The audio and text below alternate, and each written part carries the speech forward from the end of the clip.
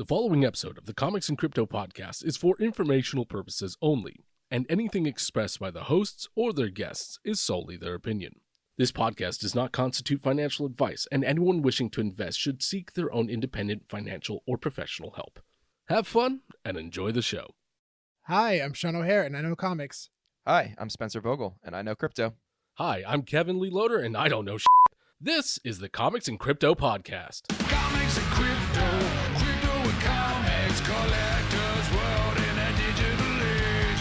Comics and crypto, crypto and comics is where the next billionaires will be made. It's comics and crypto. What is up, VeVe fam? Thanks so much for stopping by today. Today, we're going to talk about the importance of renting collectibles and why it's significant and why there's massive potential. Kev, tell us why it's going to be amazing. Go. You could make monies. Not bad. Spencer, go. You can make monies? You wrote the notes. Read the notes, Spencer. We're professionals, I swear. I promise you all, we are professionals. Please stay. At least stay subscribed. God, these edits are going to be terrible. Please do that. I'm not going to edit this out. So, Spencer, what are some examples? I mean, is this happening right now in Web3? Are there places or opportunities where you can rent out your owned assets for money and make passive income? Definitely. Yeah. A couple that I know of off the top of my head, Splinterlands. Splinterlands is a trading card game. They've been around for at least like 2 or 3 years now at this point. You can basically play the game, and it's a play and earn game. So by playing their actual trading card game against other players, you can earn money. And if you don't have time to actually play the game, you can rent your cards out to other players for, a small amount of money per card, per however much time you're renting it out for. And you can actually earn passive income on those cards. We know somebody that's one of the higher guys on the leaderboard, and he was telling us at one point he was making $500 a day. That's amazing.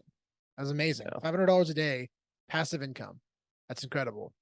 Granted, that was like at the peak of NFTs. So sure, probably not making quite as much anymore, but still, I mean, even if he's making $100 a day, that's still $100 that he didn't have in his pocket. So yeah, just passive income, just because of the assets that you own that were just sitting in your vault. Mm-hmm. Yep. That's incredible. Are there any other examples?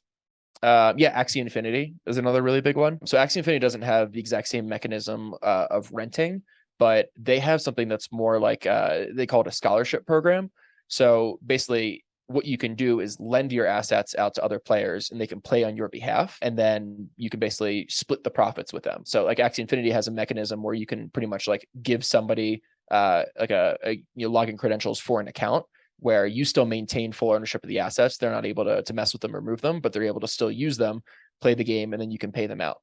So like, for example, I had a whole scholarship program with Axie Infinity. I had about, I think at its peak, about 10 scholars back, like it was like summer 2021, last summer. Yeah, I had like 10 people in the Philippines that were playing this game for me. I didn't really have time to actually play the game myself. Frankly, I didn't really enjoy playing the game, but there's these people that did want to play. So I was able to lend my assets out to them, and it was able to be a very equitable relationship for both of us. We split the profits 50-50. I did kind of like the managerial stuff of doing the accounting and making sure people got paid when they need to get paid, kind of like any manager does.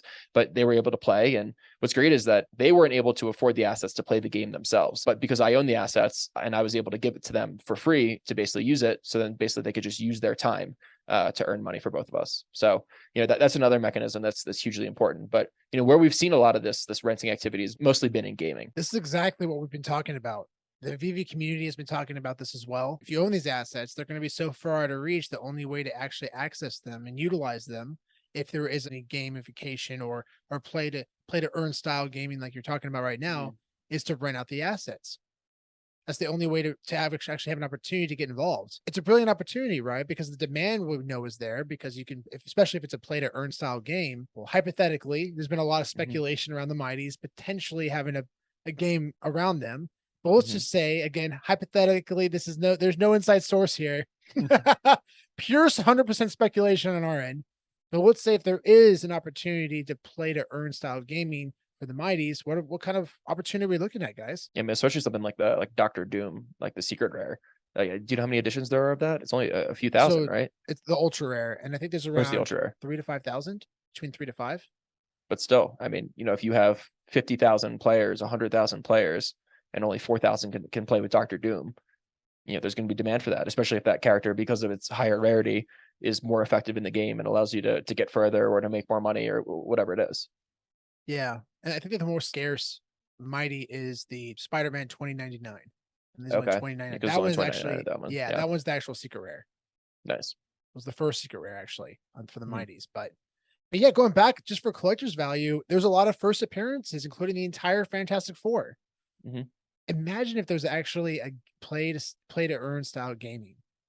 That for uses this. those. And then Yeah. in addition to them being usable and having value in a game, they also happen to be first appearances as well. Like it's Crazy combo.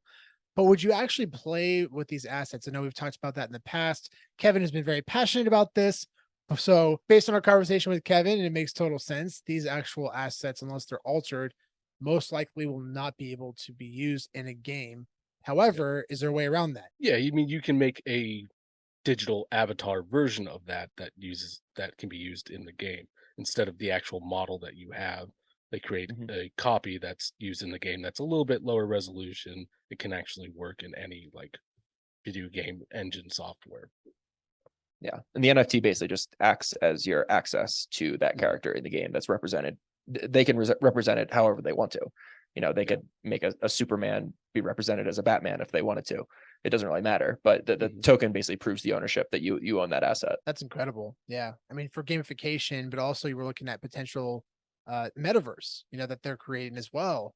Mhm. Have an opportunity to rent out certain collectibles that you can use to, Mhm. get around the metaverse. Or Yeah, I think actually, that the host some vehicles I parties. think are gonna go for a lot, like the hoverboards, like Mm-hmm. Bond cars, like the DB5, DeLoreans, things like that you can actually like use to get around. I think those are gonna be highly sought after.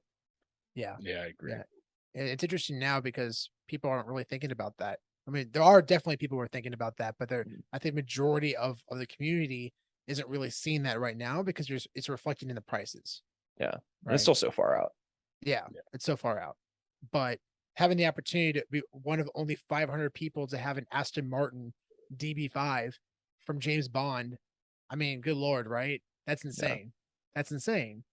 That's actually drivable. Or even just not having one that's drivable that you can just even just flex at parties and events, right? Because you go to car shows, how many people have cars, really classic, awesome cars? They don't really want to drive around. They just want to show off. That's not unfeasible to think that's a Mhm. possibility. Especially with like one of ones. So like, things that are tied to the publishing year.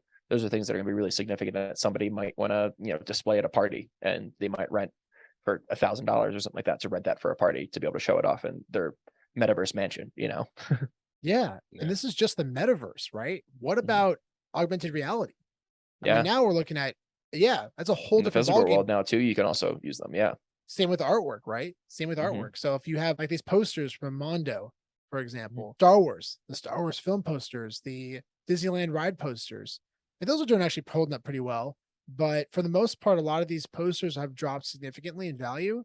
And it's because you can't really enjoy them right now. But what's really exciting is that when you actually try to put it up on your wall in your VeVe on the VeVe app, it looks awesome. It Mhm. looks really cool. And I remember the other day we were talking to somebody, he was saying, yeah, I love buying all these posters, but there's not enough room on the walls, right? Yeah. And I'm like, well, there you go. And he had no clue about the NFT space. Having an opportunity to rent these out and make a passive income is a really big deal. Are there any things on the app right now that you feel like have an opportunity for gamification? I mean, like lightsabers have a great opportunity to be in like a video game. Like if you're playing Star Wars and you want to fight Darth Vader and you have Luke's lightsaber, that's really cool. Instead of just waving around, it actually has a point and a purpose. And obviously that's just speculation, but like that is a possibility for something in the future for something like that. Yeah, those lightsabers, man. To add to your point, the metaverse, but also an augmented reality that has opportunity for both. If they ever did a play to earn style gaming for Star Wars, good Lord. That'd Oh, be they're insane. thinking about it. You think so? Oh, 100%. They're It just definitely makes thinking about it. total sense. I mean, it's perfect, right? Because you have these assets that are just sitting there. They get 6% commission off every sale. Yeah. I think it really want to get to the point though, when they're so expensive and they're so necessary. They're an asset that you really do need outside of just being a collector. People aren't going to sell as much. They're going to rent these out for gamification because then they'll take commission off that rental as well. Yeah. So they're making They money can ma- now off renting and also sales. We recently bought 100 lightsabers of the Luke Skywalker. Let's say hypothetically these lightsabers, you can rent them out. and the floor is around $1,000, way out of reach for a lot of people. But if you can rent them out for $1 a day, that's a great opportunity, right? So let's say you have 100 lightsabers, you can rent them out for $1 a day. That's $700 a week. That's $36,500 a year, just purely just passive income, renting out collectibles that you already own. That's incredible. Especially if it's a play to earn style of gaming. You rent out the collectible because the incentive for that person that's renting it out, it's not just to enjoy and play with the collectible, right? They're actually having an opportunity to make money. So if they spend $10 to rent out the collectible and they make $150 or $200 that day, then it's totally worth it. And then on top of that, Disney makes money off the rental. So even if they're not selling, they're still making money, which is a huge win for them. So yeah, that's why we're very excited about it. And it feels like a no-brainer, especially when you see a lot of these other Web3 companies and projects already doing it. They're succeeding. Thanks so much for joining, everybody. Very excited to hear your thoughts in the comments down below, and we will see you in the next one.